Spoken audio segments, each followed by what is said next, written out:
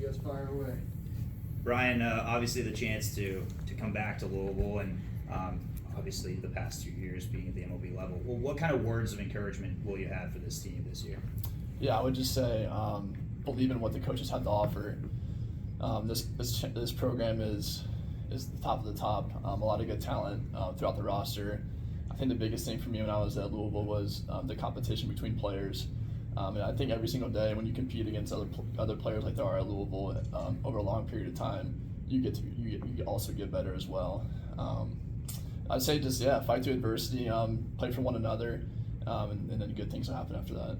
Brian, as you mentioned, your time as a player, you came to these. You saw guys that came before you up on the stage. What's it like now to have that role reversed? What's it like to have the spotlight on you? Yeah, I mean, as a player, your goal is to always be up on stage. I mean, I remember my 4 years there. I still remember who was all up on stage and what they said. And when you come to Louisville, that's one of the things you want to do is one day I want to be up at the big leagues, and most importantly, I want to come back and be on stage and kind of talk to the younger generation of players. And for this to come full circle for me is a very accomplishment moment for me. I'm very thankful for this opportunity. To have the number of MLB talent and players that have come out of this program, I mean, it's substantial. And you see the names, you and Bobby being able to share the stage tonight.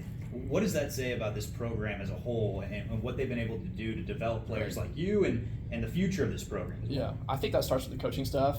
They know who they want to get.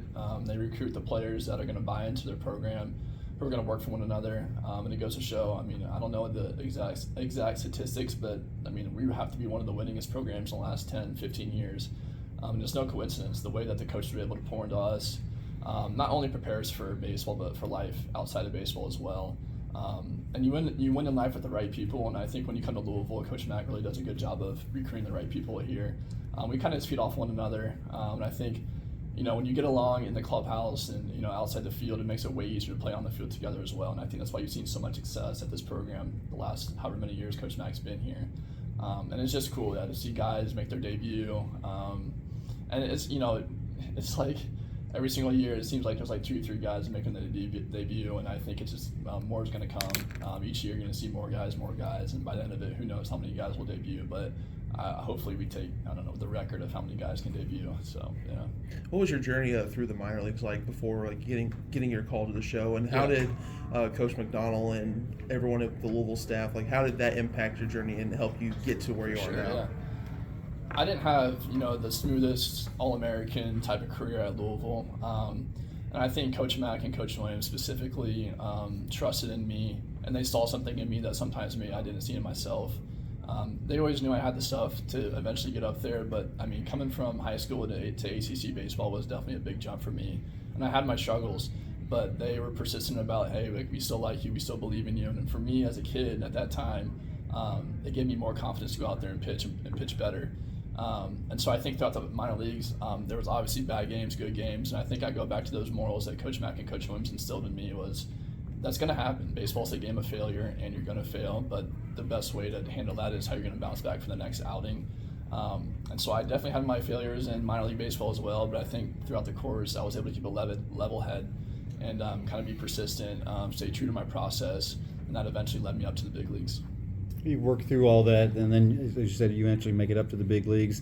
That's your dream. So what was it like, when you first, hey, Brian, get your glove or whatever, first moment walking onto live action on an MLB field? What was that like? It was surreal. It was a moment that I'll never forget in my life. I mean, I've been playing baseball since I can remember, probably 5 or 6 years old. And when you eventually reach that moment, it feels like everything you've ever done is worth it. The traveling, the money spent that your parents spent on you in travel baseball, just the hard days at Louisville, the workouts, the long days on fall practices, spring practices. And when you finally get there, it's like, man, it's worth it. I know you're here, but it's all worth it, the things that you go through. And you're just very fortunate. It makes you think about people who helped you get there. So I try to thank as many people as I can to help me get there, but I'm sure I didn't think enough. But it kind of just comes full circle, and you're just very appreciative of the moment. And like I said, it's something you dream of as a kid, to play Major League Baseball, and the fact that I was able to do that is definitely an exciting moment. You're part of an organization that prides itself on pitching. Yeah. Obviously that bodes well for you, and it's boded well so far. How has that adjustment been for you, and how can you kind of convey that adjustment to the MLB and just playing in the show ultimately to these guys as they have the aspirations of getting now to where you are today? Yeah, it's with the Marlins. It's kind of like Louisville, honestly. What we're known for is our pitching. We have a really good pitching staff, and we're starting to get more on the analytical side of pitching. As you guys see, the game today has kind of progressed into the more analytical side of baseball, and so the Marlins are starting to get involved with that. And it's really cool because guys are in the dugout, in the locker room, talking about pitch design, seam shifted stuff. And I used to be an old school pitcher. I'd just go out there and throw. Like, I didn't really think about those things, but the game has evolved.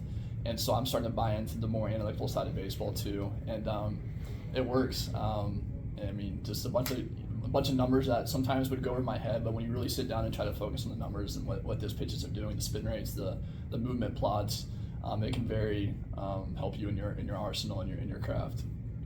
Can you talk a little bit about what it was like this past year to get to, pitching some big games on a young, fun, kind of up and coming ball club that was maybe a little bit more competitive than even, some people on the outside thought? Can you talk about just some of what that was like? Yeah, I mean, the Marlins are a small market team, so I don't think anybody really had that in their bingo card was for us to get to the postseason. So the fact that we were able to get there, it was an exciting year. A lot of accomplishments made by a lot of guys, and a lot of guys had a really good year. This is why we made it to the postseason. But yeah, I definitely had some big moments. It was cool, but like once I'm out there pitching, I really don't think about the moment. I'm just so dialed in on the game that I'm so focused. I don't really think about the fans or what they're saying, anything like that. But the experience part of it was really cool for me because I felt like the more I was out there, the more I got comfortable. At first, the game was definitely, it felt like it was in fast forward mode for me. The game kind of sped up on me a little bit. But the more outings, the more opportunities I got, the game slowed down for me. I was able to trust myself, have more confidence. And I think that led to a pretty good year for me. And just pitching in different roles too. I was, a starter, reliever. I would come in on the back end too. I was that guy that kind of just, threw into the fire sometimes, which a team needs that guy, and I just happened to be that guy. And I think Skip did a really good job of preparing me for situations, whether that be starting or relieving. His communication was really good, and so I was able to kind of have a good mindset going into each outing and what I was going to do that day. You kind of mentioned earlier that there's more and more guys from Louisville in the big leagues. Do you guys talk much throughout the season? Are you guys pumping each other up? What's that like? Oh yeah, I've always said my favorite teammates in pro ball are my old Louisville teammates.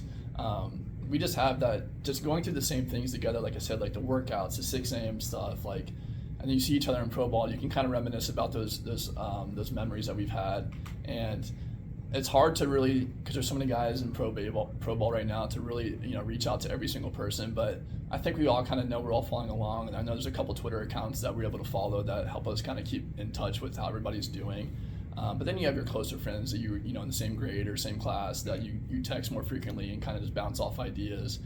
I have a couple of guys where if I have a good outing, bad outing, I'll shoot them a text and kind of tell them how it went or how I was feeling. Same thing, vice versa. They're sending me texts too. And so it is a family. Like what we built here at Louisville Baseball is a family, and it goes to show. And it's incredible to see this many people make it up to the big leagues in pro baseball, and it's cool to follow each other along. Anybody else? All right. Thank you. All right, Well, thank you, thanks, guys. Brian. Thank you.